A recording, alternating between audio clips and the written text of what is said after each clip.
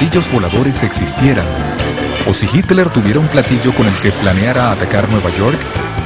Puede que los Estados Unidos desarrollara un platillo volador invisible al radar y que la CIA usara el cuento de los invasores extraterrestres para tapar experimentos militares secretos. Hoy vamos a revelar que todo eso es verdad. Los verdaderos platillos voladores.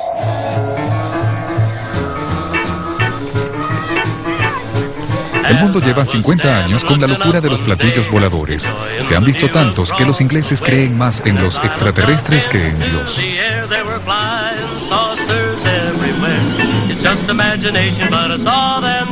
Pero la verdad es un poco más complicada. Los platillos voladores existen, pero no vienen del espacio, sino de la Tierra y de las etapas más oscuras de la investigación militar.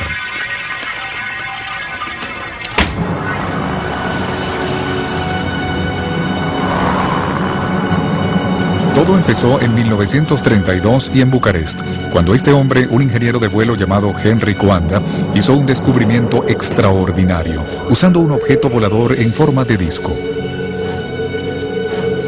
Una de las primeras personas que vio el experimento de Coanda fue Radu Manikatide, que en la época era un estudiante de aeronáutica de 20 años. El platillo se elevó hasta el techo y se quedó ahí, y me pareció algo extraordinario que nunca me había pasado por la mente, pues yo estaba acostumbrado a la idea de la forma normal de volar.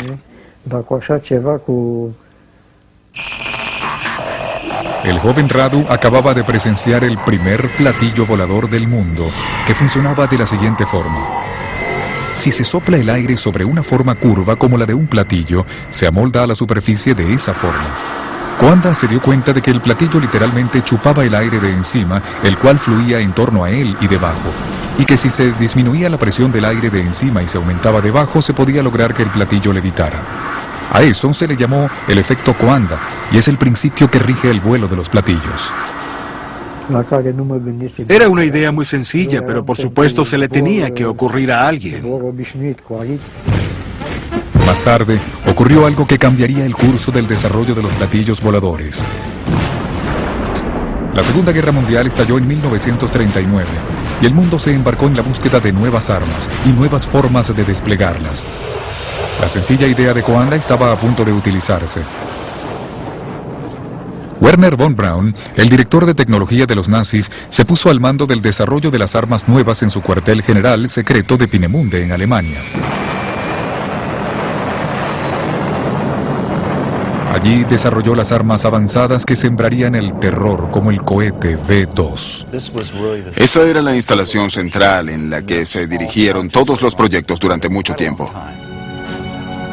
Lo que muy pocos sabían era que a poco más de 400 kilómetros en Praga, los nazis tenían una instalación de investigación mucho más secreta en la que trabajaban en un increíble aparato volador. Llegaron a hacer nada menos que 15 prototipos que construían, probaban y descartaban para pasar al siguiente. ¿Cuál era la empresa donde se hacían esos nuevos inventos terroríficos? Skoda. Las SS y la aviación usaban la fábrica Skoda para hacer toda clase de aparatos voladores. Sí, yo lo vi. Y me pareció algo como un monstruo marino. Era circular con un panel hecho de plexiglas y con turbinas de propulsión a chorro alrededor. Luigi Romersa había visto el primer platillo volador hecho en una fábrica y era un Skoda. Aquí en la parte central de la cúpula central estaba el piloto que conducía el disco de pie. Según Romersa, un Hitler cada vez más desesperado y alucinado planeaba usar sus nuevas armas secretas para un ataque devastador sobre Nueva York.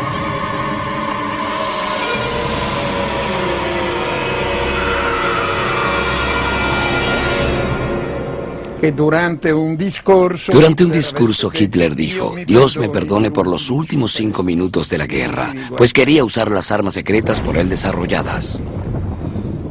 Por supuesto, eso no llegó a ocurrir. Los rusos ya avanzaban sobre Praga, y mientras que la retaguardia alemana luchaba desesperada en las calles, los científicos de la fábrica Skoda trataban de destruir las pruebas de lo que investigaban. Cuando la presión del enemigo ya era insoportable, volaron el aeropuerto con dinamita y los platillos quedaron destruidos junto a todo lo demás. Sacaron los platillos de los hangares y los llevaron a la pista. Les pusieron cargas explosivas, los volaron y los incendiaron ahí mismo en la pista ante todo el mundo. Pudieron destruir los platillos, pero los científicos nazis que los construyeron estaban vivos, y los aliados victoriosos se pusieron a pelear entre sí para tenerlos en su bando. ¿Cuál de ellos ganaría la carrera para tener los secretos de los platillos?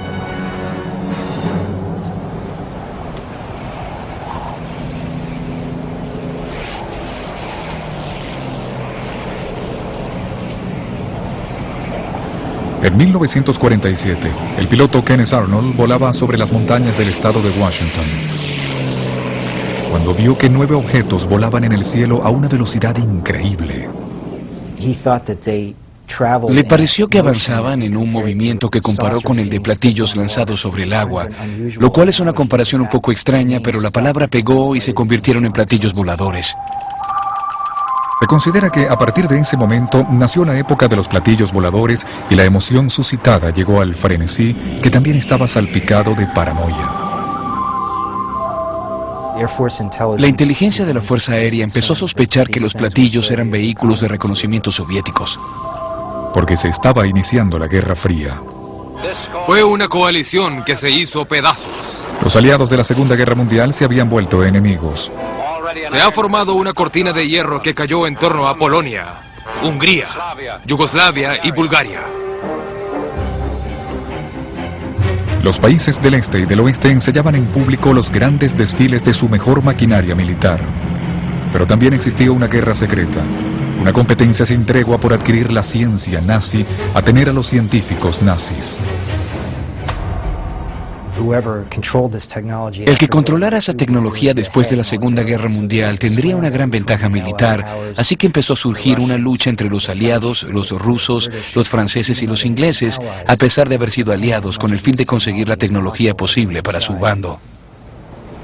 Por eso, el gobierno de los Estados Unidos de América se alarmó tanto cuando el piloto Kenneth Arnold vio los platillos. En este documento secreto se ve que creían que Rusia tenía la tecnología alemana de los platillos voladores y que los estaba construyendo.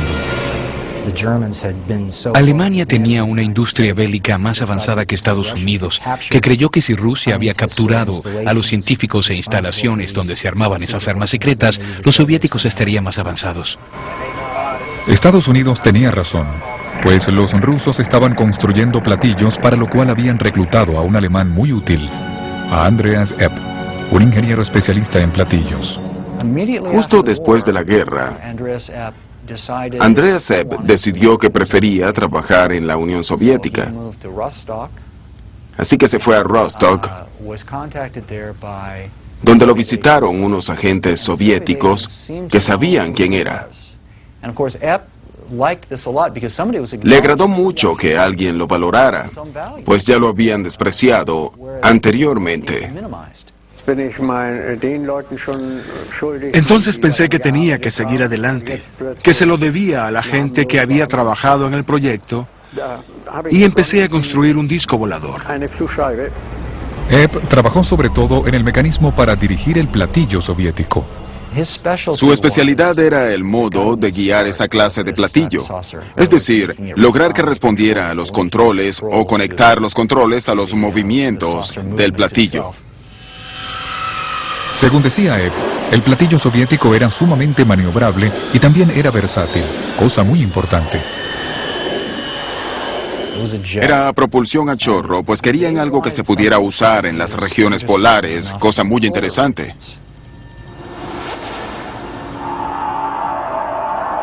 El motivo era evidente.